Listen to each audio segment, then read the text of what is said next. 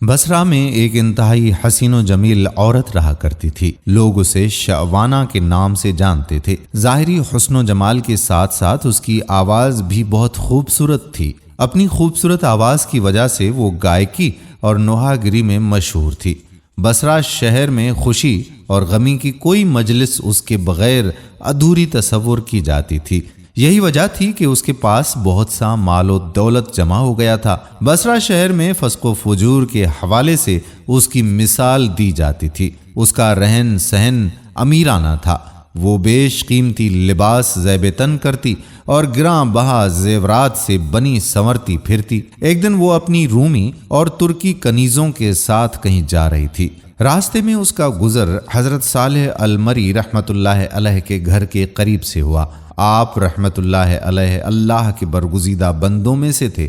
آپ باعمل عالم دین اور عابد و زاہد تھے۔ آپ اپنے گھر میں لوگوں کو واعظ ارشاد فرمایا کرتے تھے۔ آپ کے واعظ کی تاثیر سے لوگوں پر رقت طاری ہو جاتی اور وہ بڑی زور زور سے آہ و بکا شروع کر دیتے اور اللہ عز و جل کے خوف سے ان کی آنکھوں سے آنسوں کی جھڑیاں لگ جاتی۔ جب شعوانہ نامی وہ عورت وہاں سے گزرنے لگی تو اس نے گھر سے آہ و فغاں کی آوازیں سنی۔ آوازیں سن کر اسے بہت غصہ آیا۔ وہ اپنی کنیزوں سے کہنے لگی کہ تعجب کی بات ہے کہ یہاں نوحہ کیا جا رہا ہے اور مجھے اس کی خبر تک نہیں دی گئی۔ پھر اس نے ایک خادمہ کو گھر کے حالات معلوم کرنے کے لیے اندر بھیج دیا۔ وہ لونڈی اندر گئی اور اندر کے حالات دیکھ کر اس پر بھی خدائے عز و جل کا خوف طاری ہو گیا اور وہ وہیں بیٹھ گئی۔ جب وہ واپس نہ آئی تو شعوانہ نے کافی انتظار کے بعد دوسری اور پھر تیسری لونڈی کو اندر بھیجا، مگر وہ بھی واپس نہ لوٹیں۔ پھر اس نے چوتھی خادمہ کو اندر بھیجا جو تھوڑی دیر کے بعد واپس لوٹ آئی اور اس نے بتایا کہ گھر میں کسی کے مرنے پر ماتم نہیں ہو رہا بلکہ اپنے گناہوں پر آہ و بکا کی جا رہی ہے۔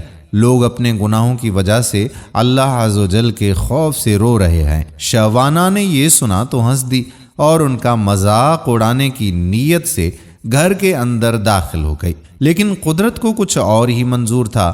جوں ہی وہ اندر داخل ہوئی اللہ عز و جل نے اس کے دل کو پھیر دیا۔ جب اس نے حضرت صالح المری رحمۃ اللہ علیہ کو دیکھا تو دل میں کہنے لگی کہ افسوس، میری تو ساری عمر ضائع ہو گئی۔ میں نے انمول زندگی گناہوں میں اکارت کر دی، وہ میرے گناہوں کو کیوں کر معاف فرمائے گا؟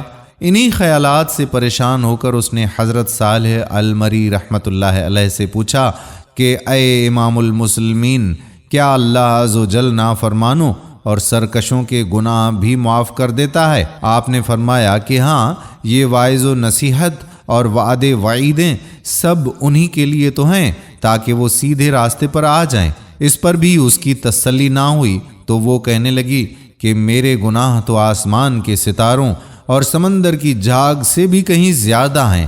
آپ نے فرمایا کوئی بات نہیں، اگر تیرے گناہ شعوانہ سے بھی زیادہ ہوں تو بھی اللہ عز و جل معاف فرما دے گا۔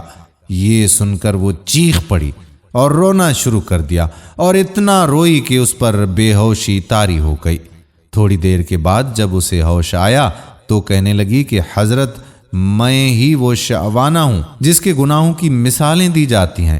پھر اس نے اپنا قیمتی لباس اور گراں قدر زیورات اتارے اور سادہ سا لباس پہن لیا اور گناہوں سے کمایا ہوا سارا مال غربا میں تقسیم کر دیا اور اپنے تمام غلام اور خادمائیں بھی آزاد کر دیں۔ پھر اپنے گھر میں مقید ہو کر بیٹھ گئی۔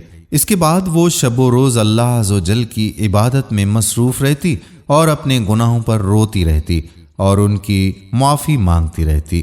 رو رو کر رب عز و جل کی بارگاہ میں التجائیں کرتی کہ اے توبہ کرنے والوں کو محبوب رکھنے والے اور گناہ گاروں کو معاف فرمانے والے، مجھ پر رحم فرما، میں کمزور ہوں، تیرے عذاب کی سختیوں کو برداشت نہیں کر سکتی، تو مجھے اپنے عذاب سے بچا لے اور مجھے اپنی زیارت سے مشرف فرما۔ اس نے اسی حالت میں اپنے 40 سال بسر کیے اور اس کا انتقال ہو گیا۔ انا للہ و انا الیہ راجعون۔ دوستو، یہ ہے ولی کی صحبت کا اثر۔ اگر اللہ والوں کے پاس بیٹھیں گے تو یقیناً اچھائی کا راستہ ہی اختیار کریں گے۔ یہ حکایت الصالحین صفحہ نمبر 74 سے حکایت آپ کی خدمت میں پیش کی گئی۔ امید کرتے ہیں کہ ہماری آج کی ویڈیو آپ کو ضرور پسند آئی ہوگی۔ آنے والی ویڈیو تک اپنے میزبان قادر بخش کلہوڑو کو اجازت دیجیے۔ اللہ حافظ۔